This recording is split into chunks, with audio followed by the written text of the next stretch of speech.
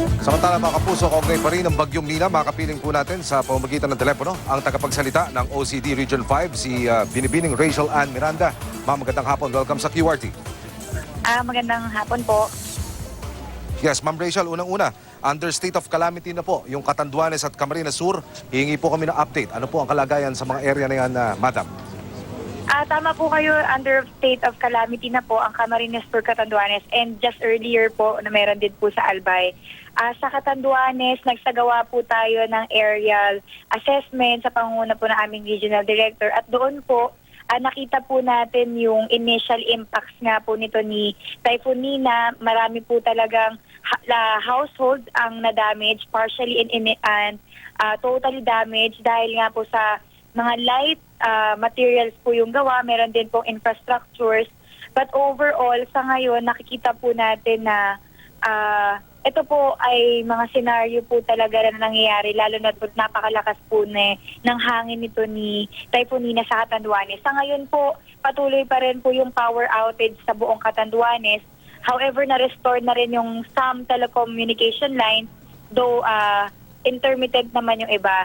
Sa probinsya po ng Kamsur, nag-deploy na po tayo ng tinatawag po nating Rapid Damage Assessment and Needs Analysis Team upang makita po doon yung mga immediate needs at assistance na pangangailangan po ng Camarines Sur. So doon po sa perspective po ng RDRMC Bicol, makukuha po natin yung mga priority needs po nila. So sa ngayon, we're still monitoring po yung mga kaganapan sa Camarines Sur dahil marami pa po doong identified na road network na impassable due to fallen debris and flooding po.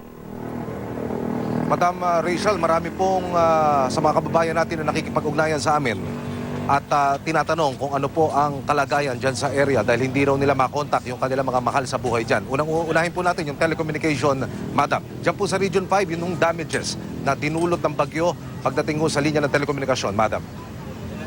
Sa ngayon po kasi, simula po actually kagabi na wala po yung mga signal natin sa iba't ibang probinsya po.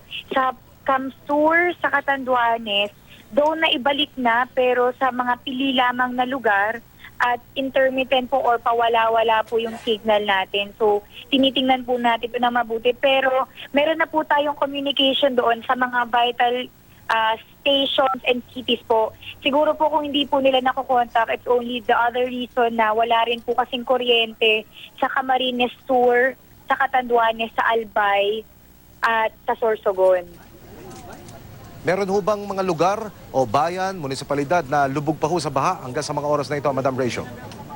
Base po sa report ng DPWH, meron po tayong isang lugar, ay dalawa sa Camarines Sur, Nabua at Iriga City na sa kasalukuyan po ay flooded pa rin po. Actually, ito po yung mga road network din na impassable din po.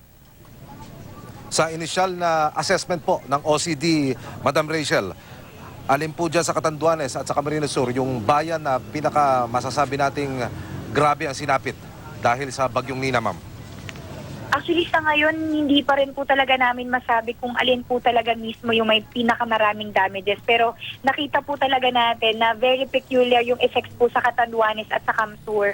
Sa Kamsur kasi po more on sa agriculture and sa flooding yung effects po sa kanila. Sa Catanduanes, damages po to light materials na built na mga bahay, and at the same time, meron din pong incidents of landslide. So, yun po, magkakaiba po talaga sila, pero tinitingnan po natin, pag may nakuha na po tayong datos mula po sa assessment teams natin, makakapagsabi po tayo ng alin po yung priority po natin. Pero sa ngayon po, ito po sa Albay, Kamsur at Catanduanes po talaga yung pinagtutuunan natin na pansin na mabigyan po sila ng immediate na assistance.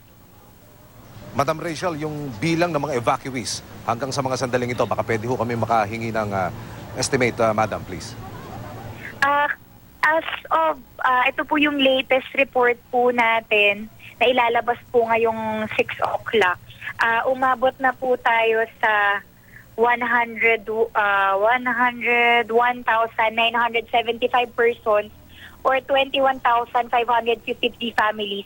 Ito po yung report na validated ng DSWD Region 5. Pero mababawasan po ito dahil nag-issue na po ng decampment order ang Camarines Norte. At nagsisimula na rin po yung mga sa Sorsogon at Masbate dahil po operational na po yung mga ports natin. Kasi yung mga evacuees po doon ay yung mga stranded po nating passengers.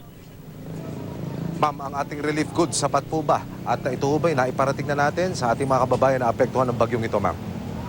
Base po dun sa assessment po natin at pagpunta po doon sa Bira, Catanduanes kanina pong umaga, nagpahayag po yung local government unit ng probinsya ng Catanduanes na depleted na po yung source po natin ng relief packs. That's why we requested on our end sa RDRMC Bicol po through the National DRM Council na magpapadala po sila sa atin ng food packs and non-food items, lalo na po dito sa probinsya ng Catanduanes, Camsur and Albay. So yun po ay nirequest na po natin sa national government.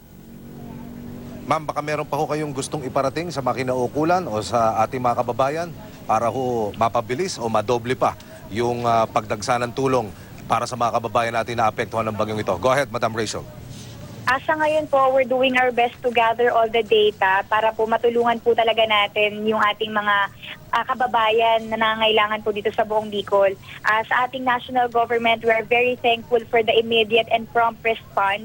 Lalo na po kailangan po talaga ng aksyon sa mga panahon nito.